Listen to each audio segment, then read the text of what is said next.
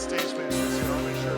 Yeah, is there anything else on here that I should be aware of that doesn't have a polling of the audience is no problem at all. It's fine. Like the what? The polling of the audience.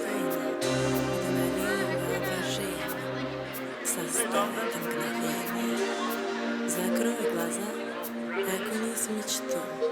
Те волны, как руки, скользят по телу. Расслабься, расслабься, забудь обо всем, забудь обо всем. Oh, great.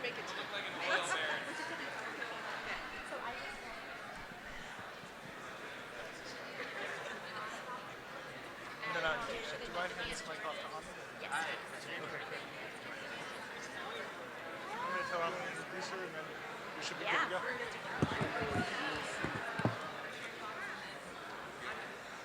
All right.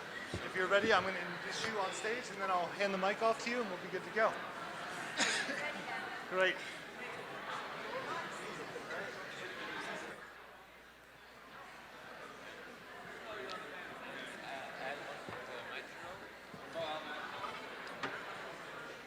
Hello and welcome to Politicon. We're so glad to see so many of you out here in support of such an important conversation and topic today. Now, without further ado, please welcome the moderator of the Muslims for Progressive Values, Radicals, Refugees, and Republicans panel, singer, songwriter, producer, and founder of Muslims for Progressive Values, Zonneveld. Hi, welcome. My name is Ani, and I'm really excited to be hosting this panel here at Politicon. I'm a big fan of politicon.com. The title of the panel today is Radical, Refugees, and Republicans. And just a quick rundown background of the title is that we wanted to address the issue of refugees given the policy of the Trump administration and the unfortunate linking of refugees with radicalism. And just sort of to get the audience that we wanted, we threw in the word, the other R, Republican, in there. So my first question to you all is, with a show of hands, how many of you are Republicans? Okay, a good amount, but not enough. But anyway, so I'm going to go down the list here, our panelists, and introduce you to them, and then we'll get straight into the discussion. He's a Fox News senior correspondent who covered the Iraq War from the Middle East and who was one of the first on site during the San Bernardino attack, Adam Housley. Raise your hand. Right there, raise your hand, Raise your Adam. hand.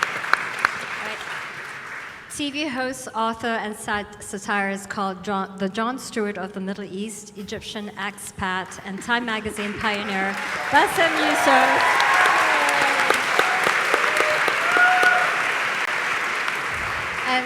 And I should add a new child, a new dad as well, as of yesterday.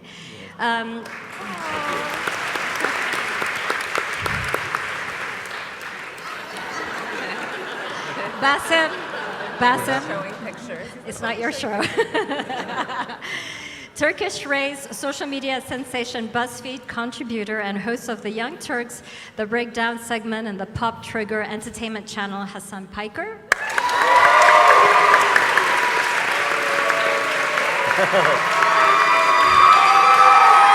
Thank you. Okay.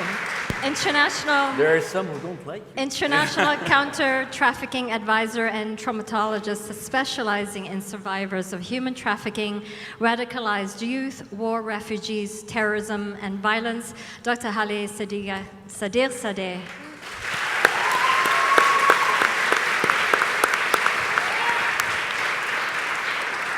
And to my left, Bond villain, actor, musician, and cultural critic Robert Davi.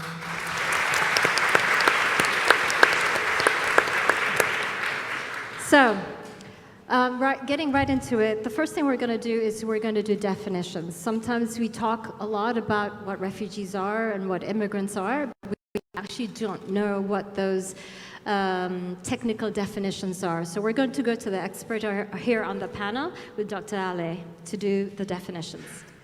So you've all been hearing a lot about refugees in the media, and refugees are individuals who've been forced to leave their countries due to persecution, war, and mass violence, whereas immigrants are individuals who've chosen to resettle in a designated country. So that will kind of cover the span of our discussion to operationalize those terms for everyone today. So,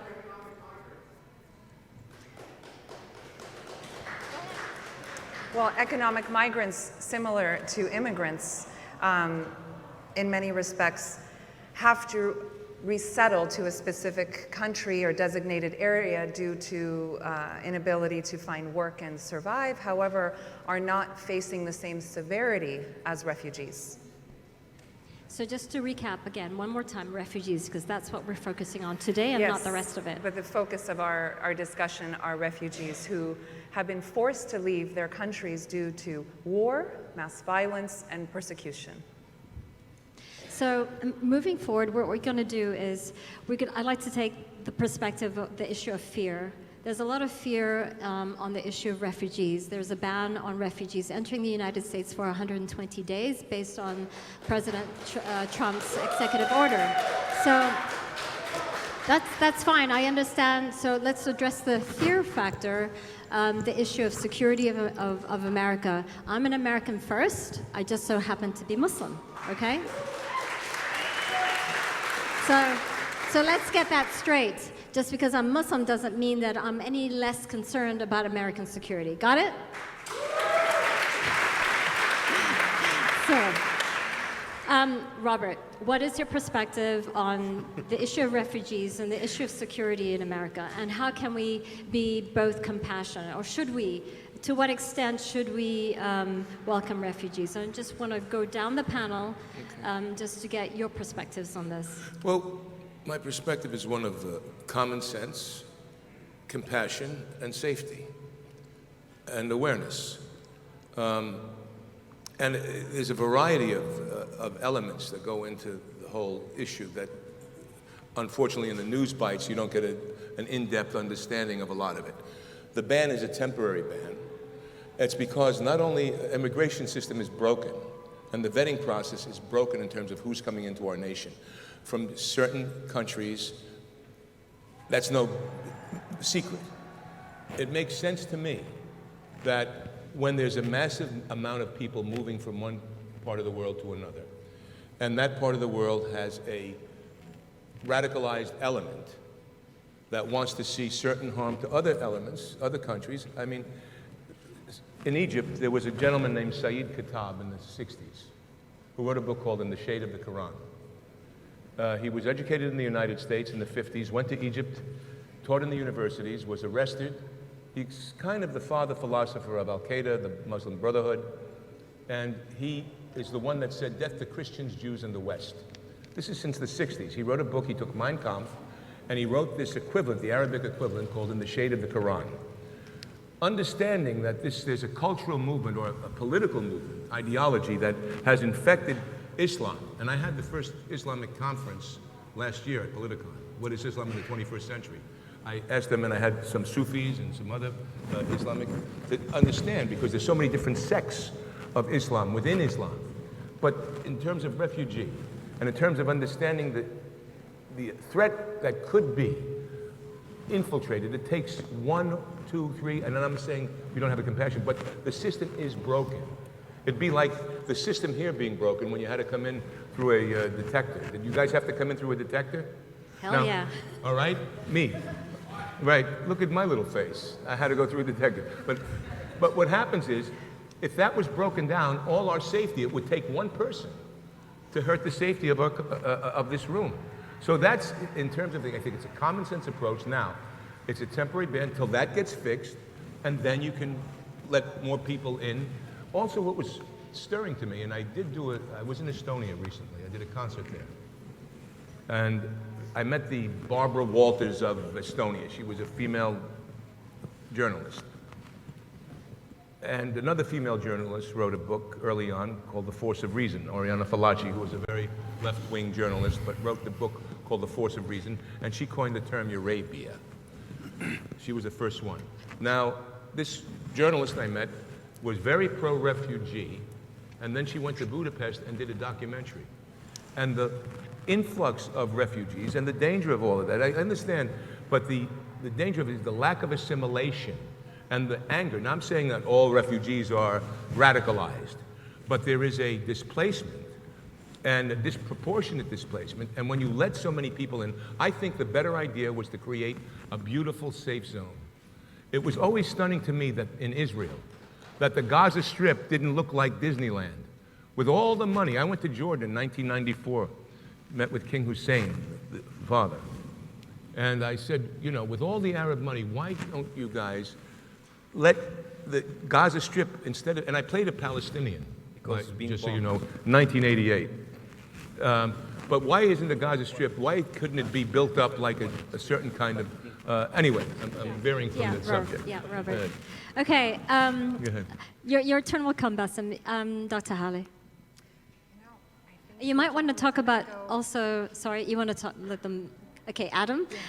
I mean, as a journalist who's been and seen a lot of these areas for work, I will say that putting politics aside, because that's what my job is to do, and there is no more compassionate people or country in this world than America, despite all of our faults and flaws, and we have a lot of them. There's no doubt. I'll give you an example. When I was in Thailand, we were one of the first people on the ground there, horrific scenes. I heard back in the States from my family when I had a chance to call back, because we were working crazy hours, that there was a lot of criticism over the money that was pledged. Money pledged and boots on the ground are two different things. And the fact is, when I've been to Haiti or wherever it happens to be, and I'm not saying we always do good, I'm not put the war zone, the war situation aside, talk just about refugee situations. We are the first, usually, on the ground with boots doing work. Hands down, no doubt. American military members and NGOs, and also regular citizens. I met Americans of all walks of life, all colors, that came from Australia on vacation, other parts of Asia, that flew to Thailand to help. Other countries do amazing stuff too, not discounting any of their work. But fact is, there is no doubt that we do the most, primarily because of our size and our money. Having said that, the problem with refugees in this country right now, and with radicalism and with the issue of what's happening in North Africa and the Middle East, is that everything has been politicized. Right away we get into this now, where people, first thing you say is, well, if you're for the ban, then you're racist. If you're against the ban, then you're an idiot. No one ever actually looks at the depth of both arguments, which in a lot of cases, we all want the same thing. In this room, we can all sit down, and I guarantee you, we're probably going to agree on 90% of everything, at least, maybe more. Democrats, Republicans included. But we always focus on the 9 to 10% we don't agree on. So how are you going to build a bridge when you start in the middle of the valley? So you got to start on the ends and come to that bridge. We can get to those disagreements, we can work through them, but we never do. And this topic actually is one of the most clear topics in the country that shows that divide, that we probably are going to agree on 90% of this, and then we can focus on the 10. We go backwards. I appreciate that, Adam. I really do. I think there is a lot that we can do together as Americans, and that's why I think that we should be resolving a lot of the issues, the divide that we have. A lot of it is sort of fake, actually. I think that we have a lot more in common than we. You can hear it next door. Yeah. No, I'm serious. No disrespect to what's happening next door. I watched a little bit of the debate between Tommy and I forgot the other girl's name. I'm sorry. So thank you. I know her. I met them both. But no disrespect. I love the energy. It's great to have people that are invested in what they believe in. But is that helping? I don't know. You guys might be able to. I'm coming from the news world, so I say no. Bassem? Yeah. Your turn. What's your perspective on this? So since I just got my baby, which is my anchor baby here now, so kind of. His name is Adam, and the reason it's a TSA-friendly name,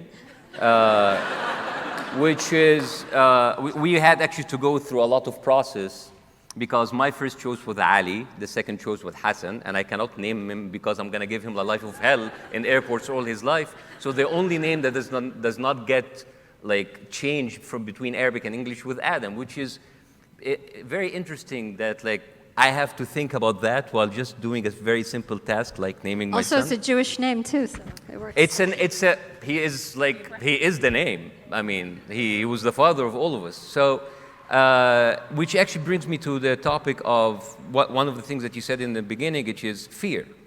I mean, listen, I agree with you. Yes, 90% of the stuff we agree upon. But it's the 9 or 10% that's actually hurting a lot of people. When every time you hear refugees, but they're radicalized, they're people that we have compassion, but some of them can kill us, you actually can lead to a narrative that you're going to be afraid of anybody who looks different than you. And this is why there were like 3 Indian Sikhs who are neither Muslim, neither refugees, neither from the Middle East, got killed, they got shot. This is the kind of narrative that I'm worried about. The refugees, I mean, it is only the surface of the problem. When I was covering the RNC, all I heard for 3 days is illegal immigrants and radical terrorist Islamists.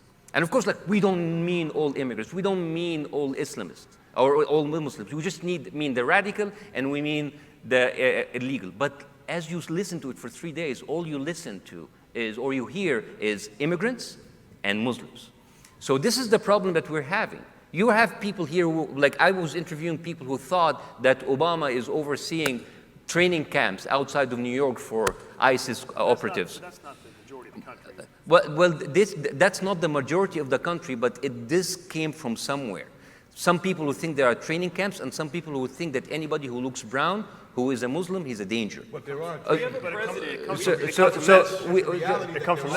So the thing is, like, and I'm talking, sir, about, like, I'm not talking about this. I'm talking about Fox News. I'm talking about InfoWars. No, it's not.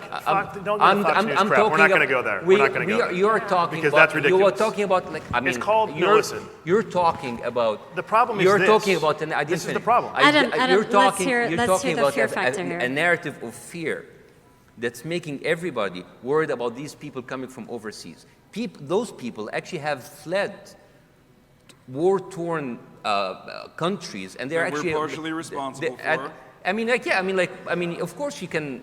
Yeah, we can. Actually, yeah, there's some truth in that.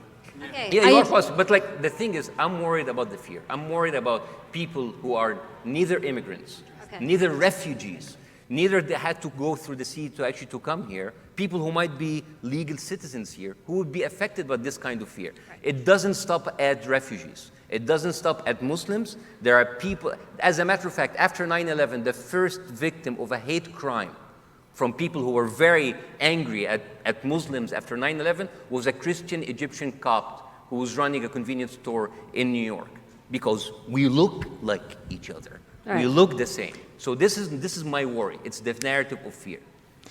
Hasan? So we talk about the divide and we talk about fear-mongering against Muslims, and then we have a president in the White House right now that essentially made a name for himself in the political discourse space by this lie that Obama was actually not an American citizen. And a lot of people believe that narrative. So when you, and it goes to that same concept of the Muslim ban is far too overreaching and not even solving a single aspect of the problem. Because if you look at the first, even when we talk at this panel, like when you look at the introduction of this panel, this is the clash of the warfare amongst civilizations. Islam is the other, Islam versus Western civilizations. Like when you look at Donald Trump's speech in Poland, this is all a part of the Steve Bannon manifesto. If you look a little bit deeper into Steve Bannon's manifesto, you'll realize that he is trying to portray the world as Western civilizations versus Islam. That is a terrifying narrative when considering the fact that the 33% of the world's population are Muslim. How will we solve that problem? Why are you denying what I just said about Sayyid Qutb, who took Mein Kampf and made in the shade of the Quran? Nobody is denying that. Okay, David Duke lives amongst us. David Duke is an American. Sir. We not, as a matter of fact, Sayyid Qutb was a Muslim Brotherhood leader. Yes. He came in and he helped radicalize the thought of Muslims. Do you see anybody here who's a pro-Muslim Brotherhood? He mentioned Steve Bannon's dictic, West against. No, we never started West against Islam? It's not about who. It wasn't that. Yes, but like Sayyid Qutb is a guy, a radical, a fringe, and he was not an advisor to a president. Okay, wait. So was Karl Marx. Pause. So was Karl Marx. Dr. Halleh. I have a question for the audience. So I wanted to share something with you. Kindly entertain this. Tell me what your thoughts are.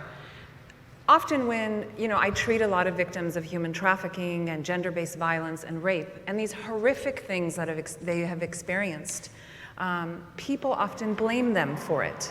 It's a psychosexual issue, brings up a lot of shame, and they call this fundamental attribution error in social psychology. It's a defense mechanism. So could this be a defense mechanism, potentially? Our irrational fear of peoples who have suffered an immense amount of trauma, torture, violence, and when given the opportunity to resettle and have homeostasis and have what we have, thrive, and are incredibly resilient. And so I ask you and I appeal to your compassion as people.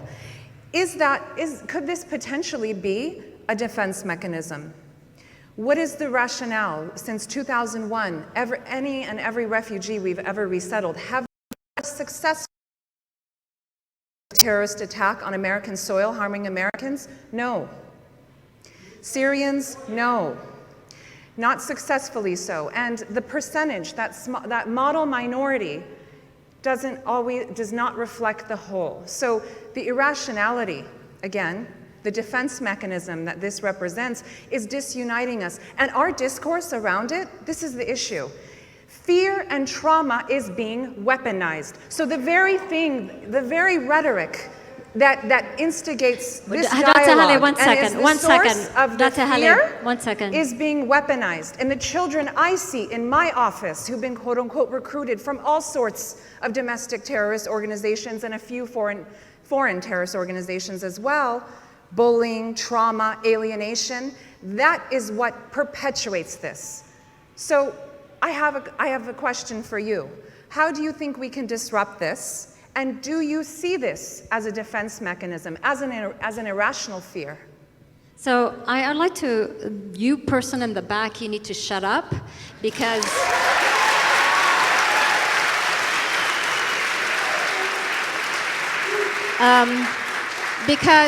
you're actually being rude because we are trying to have a conversation. If you don't want to have a conversation, then please leave because there's a lot of others that do want to have a conversation about it. But conservatives talk a big game about free speech until it's speech that they don't like. If you're so goddamn triggered, you can see yourself the fuck out. This is exactly what I was talking about in my intro. The back and forth, no disrespect to you, I understand where you're coming from, I understand why you feel that way, but I'm telling you that the majority in this country don't feel that way, and that if we're going to find that 9 or 10%, whatever the percentage is, it's not scientific, then the rest of us have to come together, and then we can focus on that.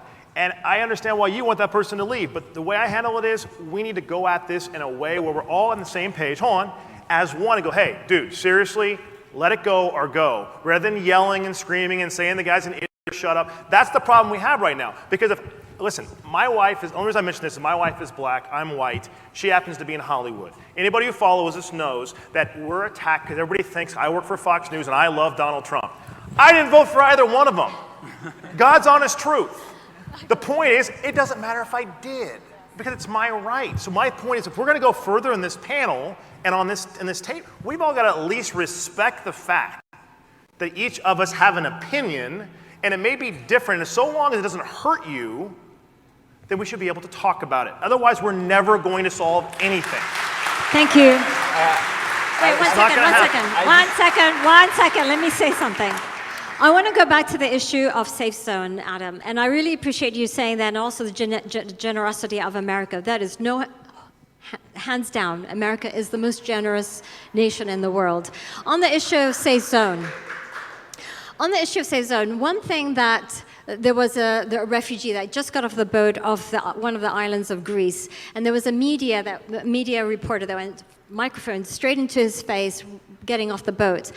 You're from Syria. What do you think could have been done differently to save Syria? And this guy, he was a doctor. He says, you know what? I don't want to be a refugee. I didn't want to be on that boat. I don't want to leave Syria, but I had to because there was no safe zone created. We were being bombarded every single day by Assad, by Daesh, by American allies. So it's for some people, what you have to understand is the trauma that Dr. Halleh alluded to. It's not just that, it's that they don't want to be refugees. And I think we also have to flip that table. We have to try to understand it from their perspective, not just from our perspective. I just hope that when we leave this room today, is that I really appeal that we do listen to each other. We do, as Americans, we seriously do need to listen to each other respectfully. And the interruption is escalating the hostility that we don't need. Please. May I pick up his Yes, issue please. on immigration for a second? Because, and the migrancy. The Italian American, I'm Italian American. My grandparents came from Sicily and Naples.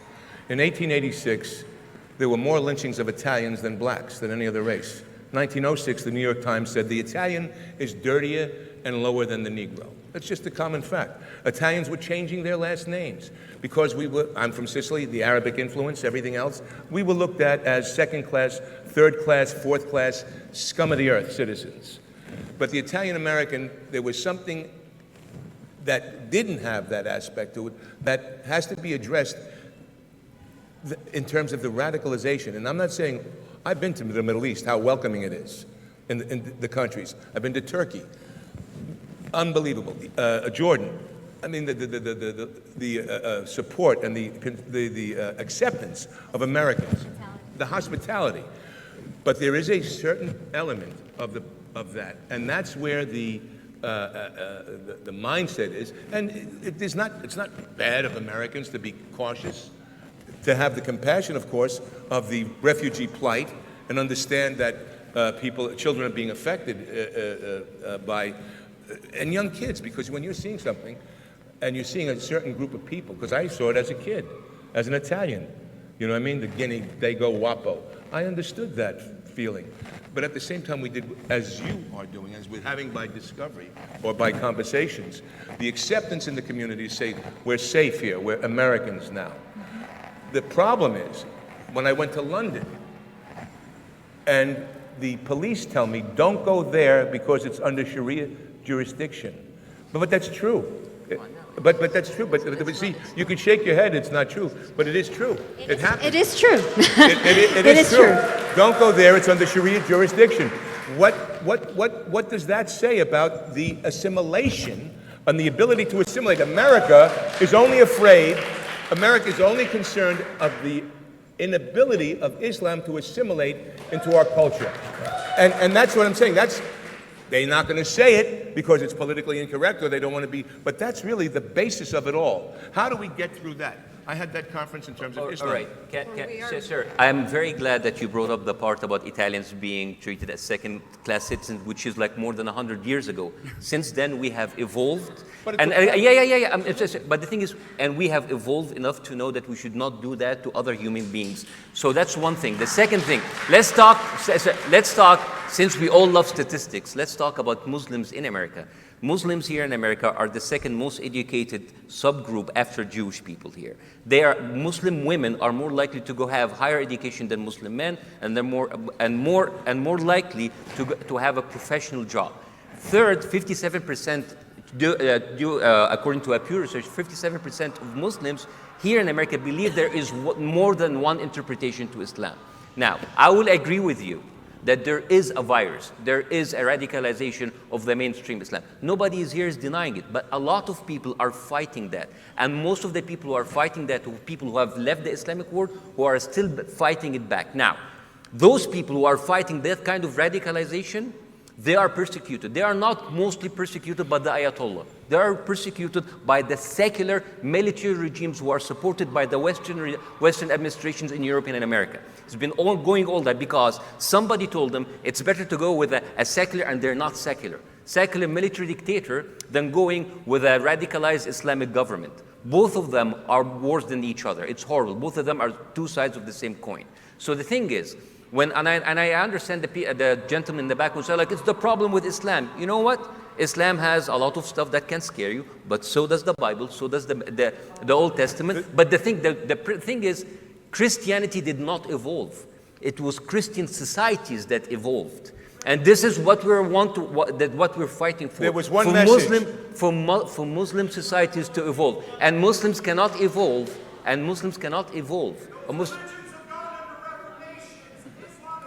No, sir. No, I did not finish my point. Sir, let people speak. Calm down. Christianity did not go through Reformation. It is the interpretation that went through Reformation because it's the same Bible.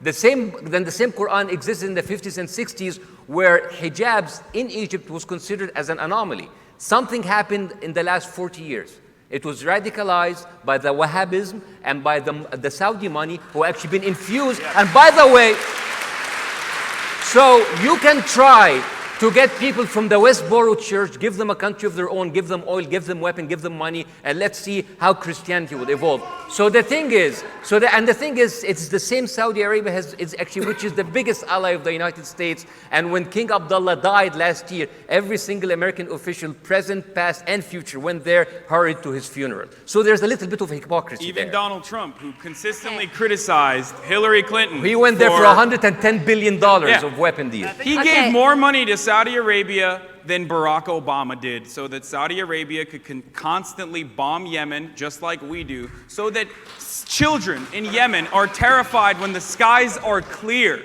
because that means that there could be a drone strike at any given moment. It's 2017 That is the reality and we that they live in the Middle East. Bassem, one at a time, please. Sorry. That is the reality that they live in the Middle East. And then we bomb their countries, we systemically destroy any sort of hope that they may have for building a democratic institution. And when they run away from those wars that we caused, for the most part, then we deny them entry, and then we act like they are the radical ones? How is that compassionate? So, I just want to...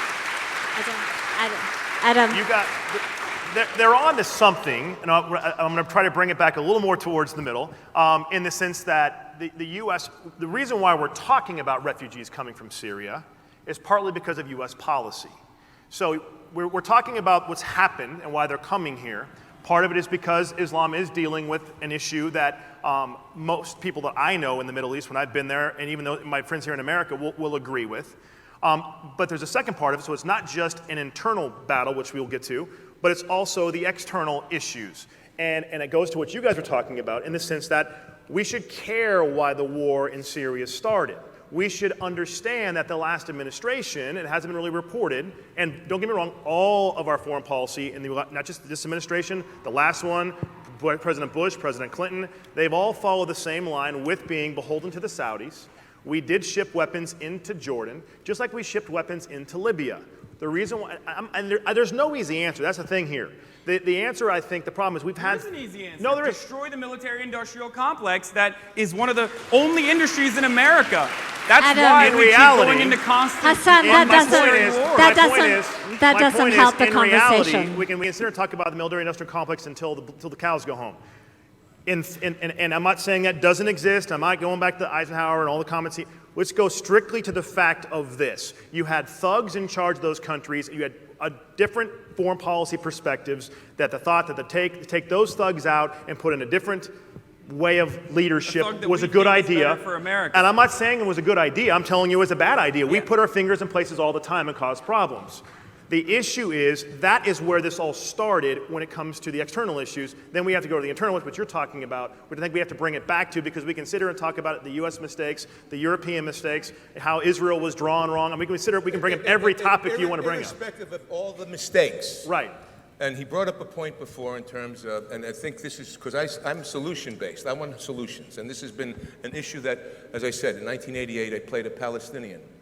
Alan Dershowitz, which was the technical advisor on the movie I did, Terrorist on Trial, the United States of America versus Salim Ajami. The reason I say this is because I had a deep understanding of what was going on in the world back in 1988, having to research the philosophies that I did not understand. And I had an empathy for it by playing the character. My question is, in Catholicism we have a pope. The Catholic Church, if there were people in the Catholic Church, and they do this periodically, in there's one person that can say, this is wrong. We don't have that in Islam. My thing was, and I've been asking this for years, the last couple of years, why are not the Islamic community, and maybe it does, I think it needs to get together to have a conference in terms of defining Islam in the 21st century. That's the solution of what's so necessary. Sir, these conferences are happening all the time, but you're not following them. No, but they should have not something that we should. Okay. It should be like huge. All right, I want to actually like answer this. No, later. I want to answer Dr. that. Halleh. Yeah. Go ahead. I just wanted to pose that question again. What is something that's in our control is our perception, our language, and our attitude towards this. And to engage you. What can you walk away doing from this dialogue? Have you spoken to refugee families before? Have you met them? I am almost positive if you spent 25, 30 minutes and your perception was the counter, it would change. They're no different than you. I find, again, it's a strange, irrational fear. It's like fearing the person next to you. They're people. And let's bring it back down to the core of the issue. Something you have control over. Okay, I have, again, I don't appreciate rudeness. I actually want to say something about the application process for becoming a refugee. We had a Syrian member of our progressive Muslim community for about 2+ years, and he applied for refugee status here in the United States for 2 years, and he did not get it. And he was actually tortured in Assad's prison system for helping women who were demonstrating in the earlier part of the revolution process when it was still peaceful in the first year. And he was providing food and shelter, and because of that, he was being jailed and tortured. So what he did then, he gave up. He was very delusional with the process here in the United States, and he applied to Belgium. And within 12 weeks, he received his refugee status in Belgium. So he moved there, brought his family there to Belgium. This is to say that in the United States, we have actually a really stringent process in place. It is not easy to even secure a refugee status. So when we talk about refugees and how there is not a mechanism in place, that actually is not true. That is actually a political narrative that is actually false. Extensive vetting But the issue is consistent. I think the people in this room need to know the issue with our refugee policy and all our immigration policy is we don't have consistency. Anybody who knows anybody from Mexico who's illegal, I grew up in California, my best friend became legal 2 years ago, one of my best friends. And there's just no consistency. And I think what the problem is, if someone tries to come out and say consistency, they generally are someone who supports the current president, and that becomes an attack. And if you're against consistency, you hate the current president. Again, we have to go back to define a common ground. So wanting consistency does not mean keeping Muslims out.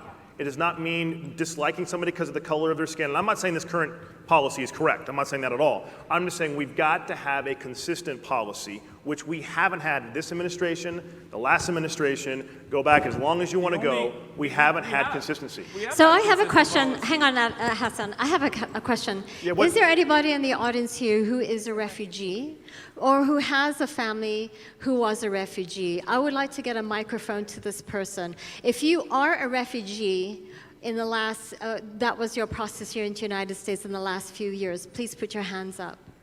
Can we get a microphone to this person, please? If you would like to speak, we would love to. Would you like to, sorry, first can I see the hands, show of hands, way up so I can see. Okay, the question was, anybody here in the audience who came to the United States as a refugee himself, herself? Okay, I'm gonna give this gentleman up front here a microphone, please. Could you stand up? Yeah? If he wants to speak. She's coming right up. Hello. Hi, what's your name? My name is Emil Roy-Toppel. Okay, speak clearly into the microphone so we can hear you properly. Sorry about that. I've never used one of these before. Yeah, my name is... Don't do it. Too close? My name is Emil Roy-Toppel, and I'm a refugee. Came to America about 20 years ago. From where? Moldova, former Soviet Republic. All right. So what's your story? From what I understand, my parents experienced a lot of persecution back in Moldova for being Jewish. My dad specifically is Jewish. They gave a lot of stories how my dad had to get a driver's license, to take the test 3 times, and they failed him twice just for being Jewish.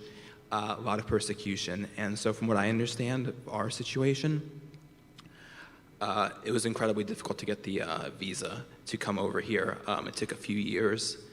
I'm not really exactly sure how long they applied, but it was not an easy process, and there definitely was a lot of screening from what I understand.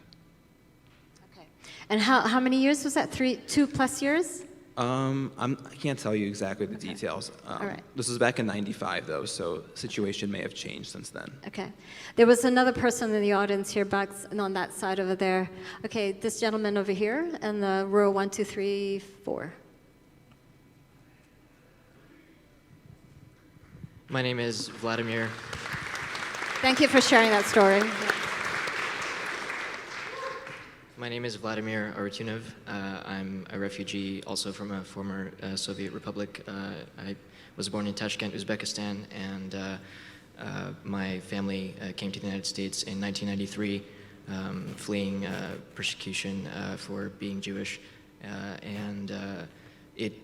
I have heard, I was only a baby at the time, but I've heard stories from my family since then about how difficult and time-consuming and arduous it was to do every step of the application process, and then everything it took to become citizens eventually after arriving here. Thank you. One more person. Sorry, one more person at the back. There was a lady. Yeah.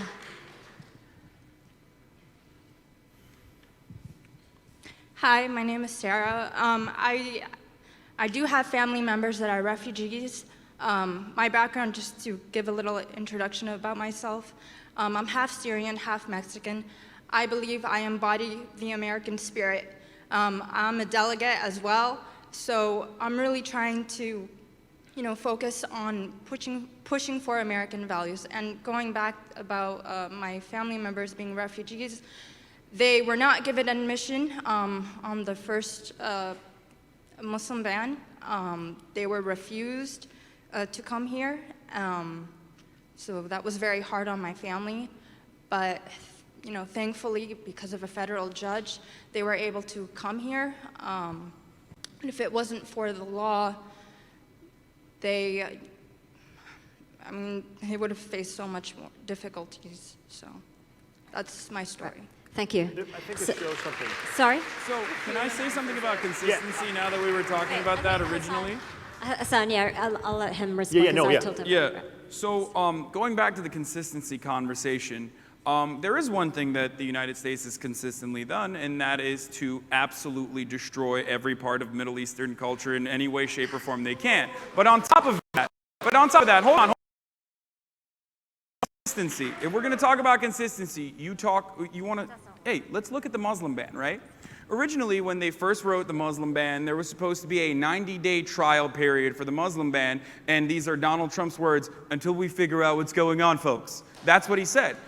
And then months later, when the Muslim ban was turned over by the federal judge, when the Supreme Court actually decided to put the Muslim ban in action, that was already, months have gone by without any sort of problem solving. So is the Muslim ban really looking to eliminate some sort of problem within radical refugees that might come here that we treat as though they are just Skittles in a bowl and not real humans that are actually being oppressed every day in their countries, partially because of the US's efforts as foreign policy? And then they still look to America as this beam of light, this hope, that they want to come here and have a better life for themselves, and then we deny access to them. What are we trying to solve with the Muslim ban, really, aside from just putting forward some form of legislation that is strictly intolerant and divisive and to fear-monger amongst the base? So Adam? Yeah.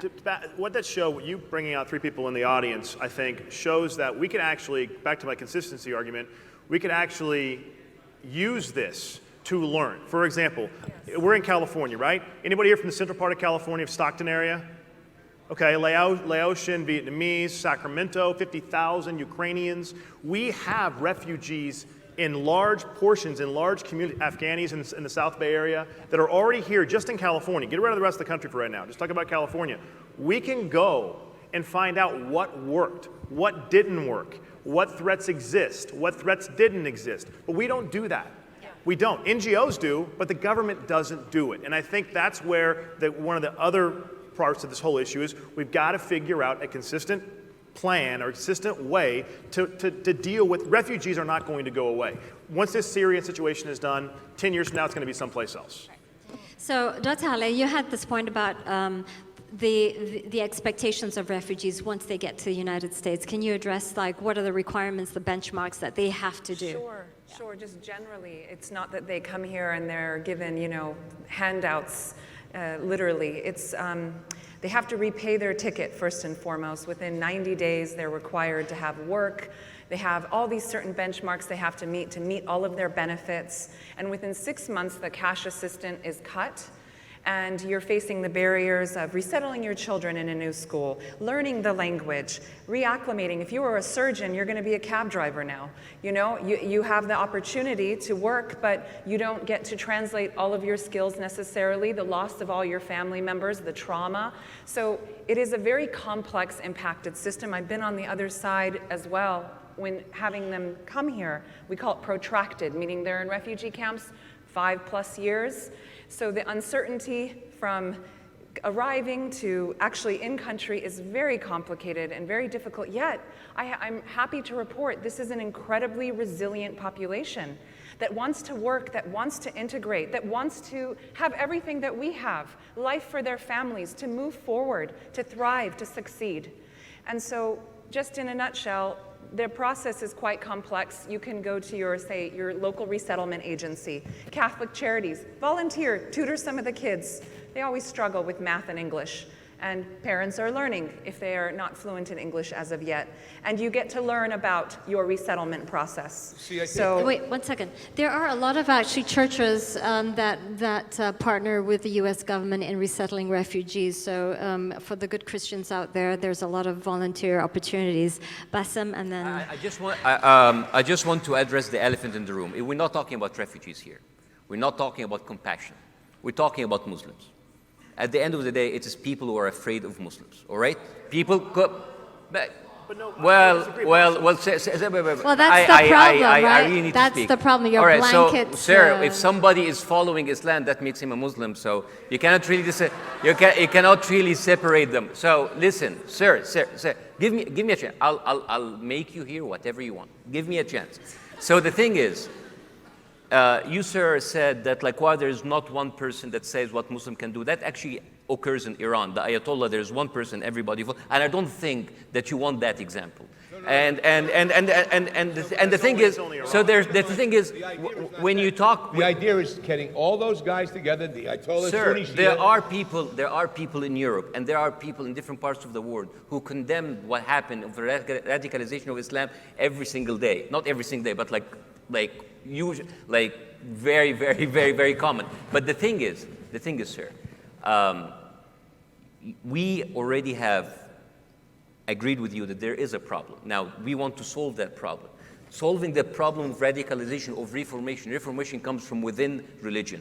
The reformation of the Christian faith came from within religion. You do not need a kind of a Martin Luther coming from outside to tell you what to do. There are people who are within the faith who are trying to do that, and they are being resisted by the authorities, absolutely, by the religious authorities, and by political authorities. So it's not like we're trying. We are trying, and the problem is we are facing these very strong authorities. Mostly it's a political. The problem with Islam is not more of a radicalization. The problem with the Muslim world is a problem of free speech and secularism. When you have free speech and people can speak what they want, you will have a market of ideas, a market of ideas that can counteract these radical ideas. Now, my problem, I don't think me and Hasan can give you the vibe that we are some of uber Muslims who are pretty much defending the faith. We are not defending the faith. We are defending people. We are worried about people. And the problem is, again, that discrimination does not discriminate, because there are people who have been victims of hate crimes. There are not even Muslims, not Arabs, and not Middle Eastern. There are Indians, there are Jewish Arabs, there are Christian Arabs who have been discriminated against.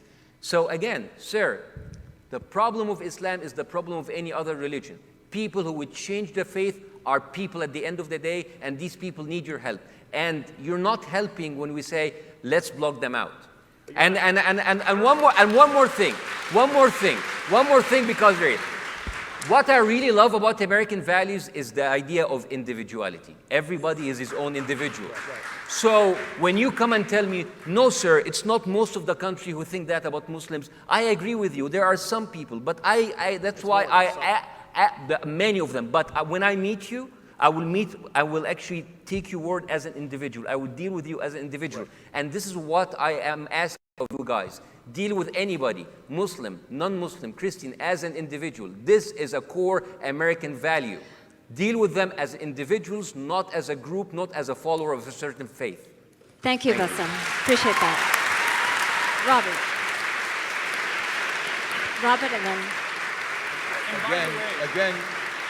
Again, we have to go back. Talking about protecting this country. Hasan, Oh, what's I'm that? sorry, I It's didn't hear Robert. you. You can go ahead. My bad. My mic's up? Yeah. Yeah, again, we have, and I respect and agree with what you've said.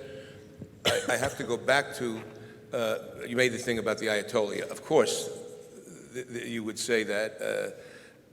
The idea of it is to get the leaders involved, get more of the leaders and leadership of Islamic faith involved, the communities. I've heard where they've had, can I ask you something? And this is an honest question. Do you believe Sharia is compatible with the U.S. Constitution? That's a big question. May I answer that?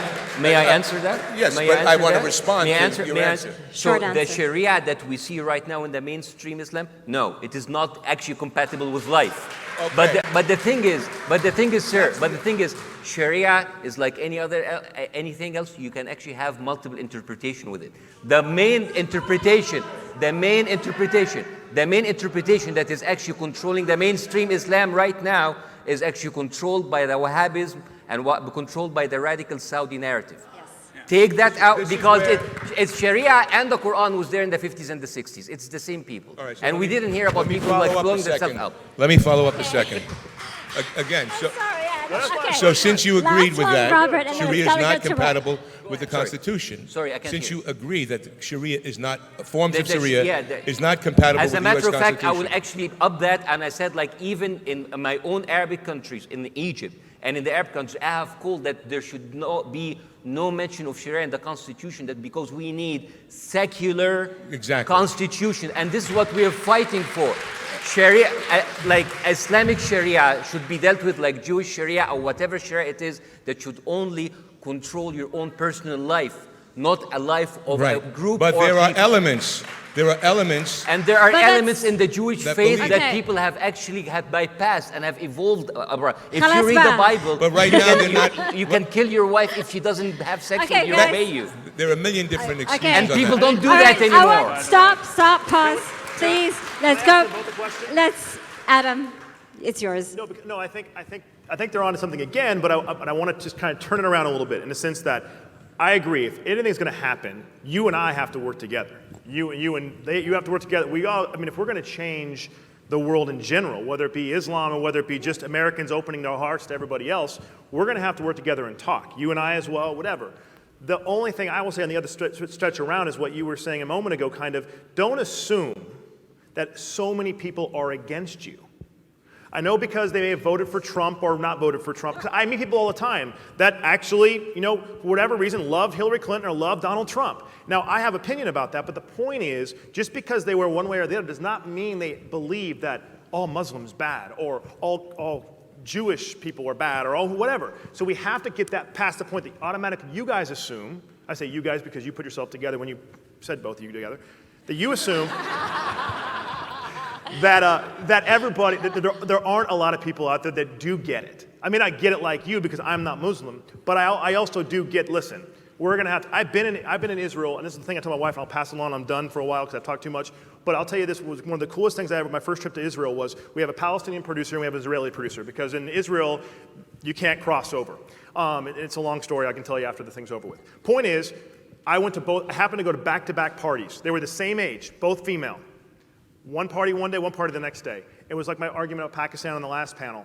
They're so similar in so many ways. Going to a Palestinian party and an Israeli party.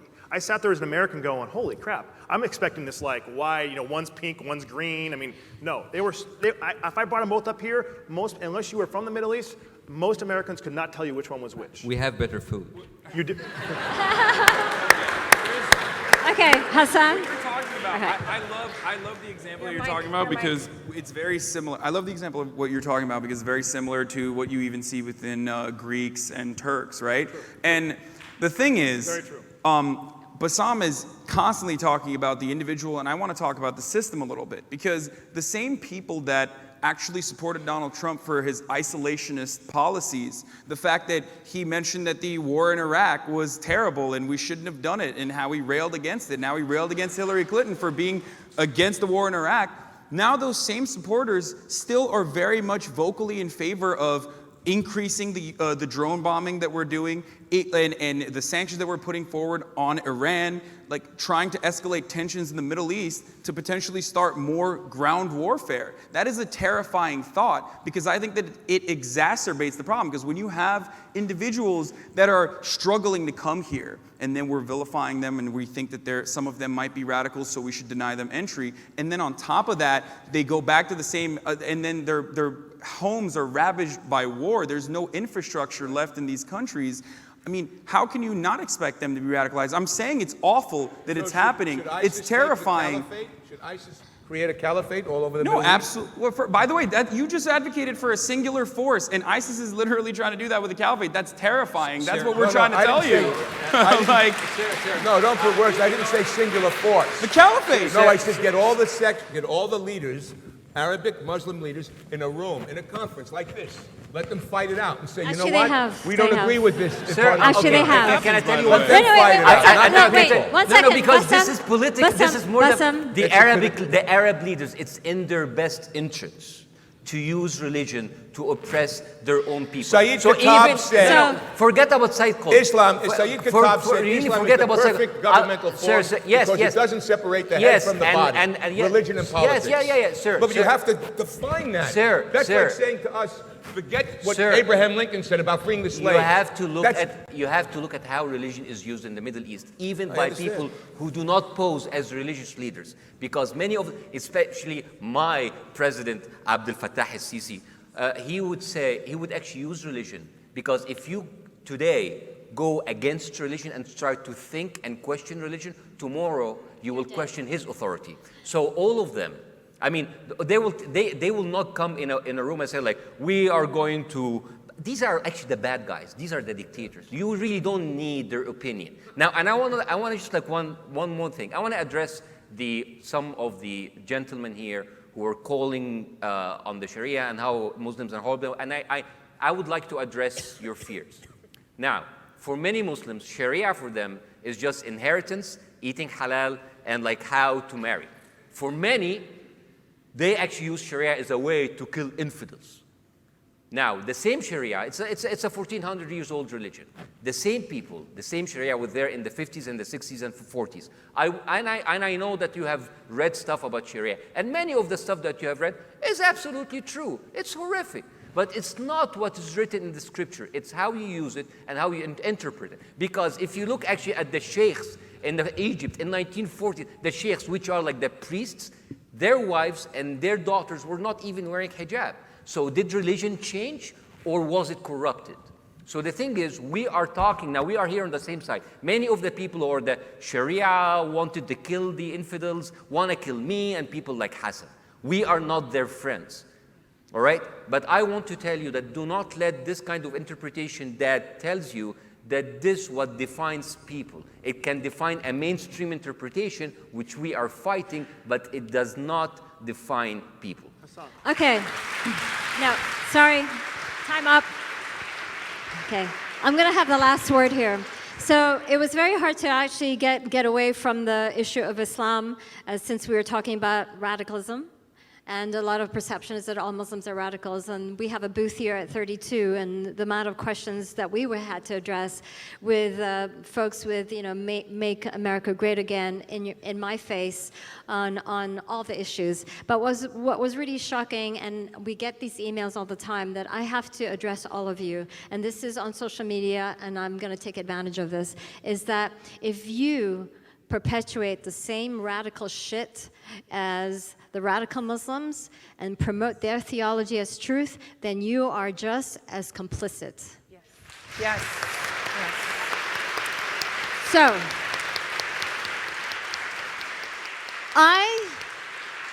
representing Muslims for Progressive Values, we fight the radicals. We are fighting all on human rights issues that are justified in the name of so-called God's law, Sharia law, which is totally 100% man-made construct.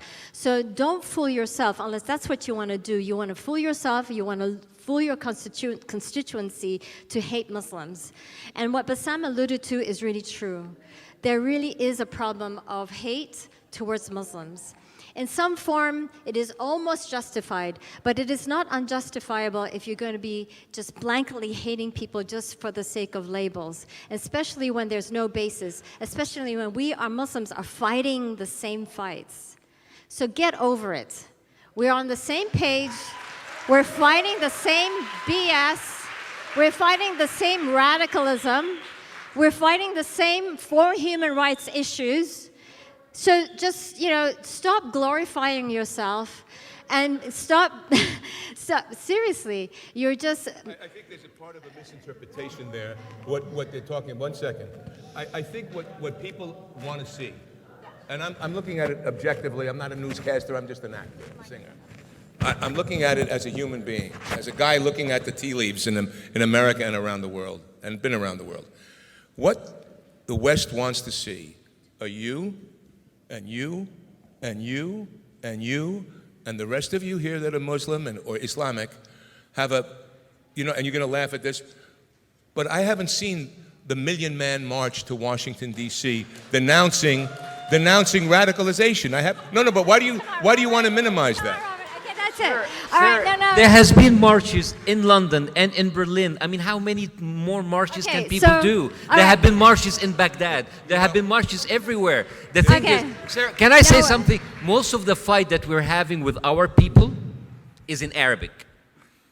That's right. All right? That's why you don't hear about it. Okay. All right? All right. Well, we're hearing about it today. This is what we need to know. Okay. Yes. This is what we need to know from the Arab community. Sir, all right, we have to wrap it up. So wait, one second, because this is a very common thing. It's like, why don't we hear more about what we do? We do, sir. I swear to you, we do. We are trying to fight that. We try that. There is a lot of conferences out there. There is a lot of marches out there. There are a lot of, because I'm telling you, I had a whole hashtag called secularism. Like that, and by the way, secularism for many uber Muslims is as synonymous as saying infidels. You're an apostate. Yeah, but we're fighting that. But you didn't hear about it because it's in Arabic, because most of the population in the Middle East speaks Arabic. Because I'm not going to speak to them in English. The thing goes why don't people get together? Conferences do not solve anything. You go and you go and you fight with them and you talk to them. It's not about all right. You can have. By the way, that conference in Saudi Arabia where Trump went in Saudi Arabia, where they have opened a center called I'tidal, which meaning being in the middle or moderate. That was sponsored by Saudi Arabia to counteract radical ideas. Okay, so on the last word. I mean, it is ridiculous. Bassem, last word. I got it. So the hypocrisy of American policy, foreign policy, for me as a progressive Muslim, representing Muslims for progressive values, that's the problem. So if you really want to counter radicalism, you got to talk to your representatives and cut this BS of being allies with Saudi Arabia. Thank you.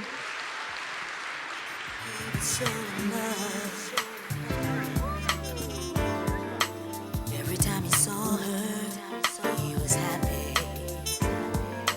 He was so in love.